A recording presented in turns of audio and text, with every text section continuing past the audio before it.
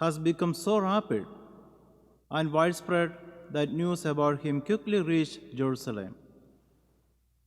So in the gospel today, a group of scribes and Pharisees come up from Jerusalem to observe Jesus.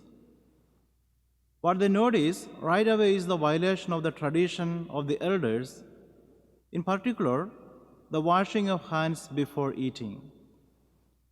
His disciples ate their meals with unclean, that is, unwashed hands. Immediately, these religious leaders confront Jesus. Why do your disciples not follow the tradition of the elders, but instead eat a meal with unclean hands? Definitely, Jesus is not against the washing of hands, not only as a health practice, but also as religious observance. But what Jesus opposes is the way these leaders strictly impose these external observances as expressions of love of God and as manifestation of holiness. In reply to the question of the scribes and Pharisees, Jesus simply quotes the words of the prophet Isaiah, which is a direct condemnation of their hypocrisy, legalism, and misguided notion of holiness. They are so keen in the observance of these human precepts and traditions and seriously impose them upon the people. For them, one can be holy by just observing in detail all these human precepts.